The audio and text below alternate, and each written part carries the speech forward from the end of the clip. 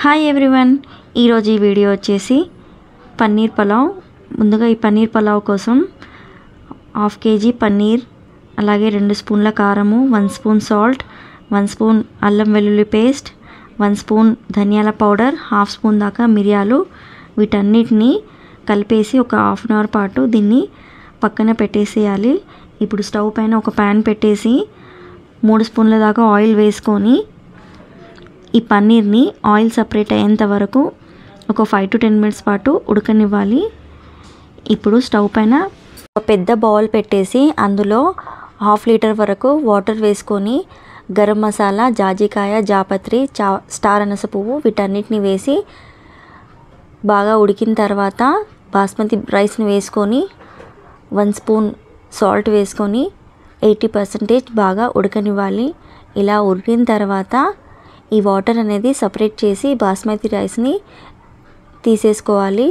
ఇప్పుడు మరొక వెడల్పు లాంటి బౌల్ తీసుకొని అది వేడయ్యేలోపు బాస్మతి రైస్ని కొద్దిగా చల్లారనివ్వాలి. ఇప్పుడు ఇందులో 1 స్పూన్ ఆయిల్, 1 స్పూన్ నెయ్యి వేసేసుకొని కొద్దిగా 1 స్పూన్ దాకా గరం మసాలా, సన్నగా తురిమి పెట్టుకున్న 2 ఆనియన్స్ని ఇలా బాగా ఇందులో ఆయిల్లో వేయించుకోవాలి. ఈ కలర్ అనేది చేంజ్ కావాలి ఆనియన్స్ది. ఈలోపు 2 టమాటాలు మీడియం సైజ్వి తీసుకొని ఇవి కట్ చేసుకోవాలి.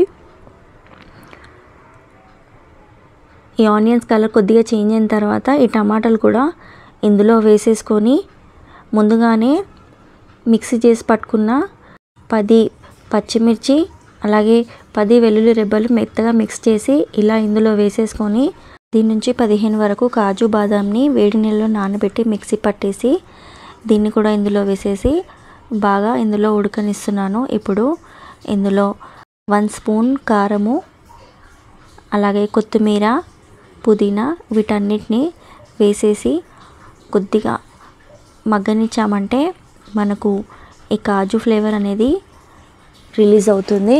సో ఇప్పుడు 1 గ్లాస్ వాటర్ వేసేసి కొంచెం వేడైన తర్వాత రైస్ని ఇందులో వేసేసి ఈవెన్గా ఇలా పరిచేసి దీనిపైన కొత్తిమీర, పుదీనా, మీకు అవసరం అనిపిస్తే ఫుడ్ కలర్ కూడా వేసుకోవచ్చు. ఇప్పుడు మనం ఫ్రై చేసి పెట్టుకున్న పన్నీర్ని కూడా ఇందులో వేసేసి ఒక 15 minutes పాటు మూత పెట్టేసేయాలి. మూత పెట్టేసి ఒక 15 minutes తర్వాత చూస్తే పన్నీర్ పులావ్ రెడీ. దీన్ని ఒక బౌల్లో సర్వ్ చేసుకొని పెరుగుతో కానీ రైతాతో కానీ తీసుకుంటే టేస్ట్ చాలా బాగుంటుంది. ఈ వీడియో కనుక నచ్చినట్టయితే లైక్ చేయండి. బాయ్ అండి.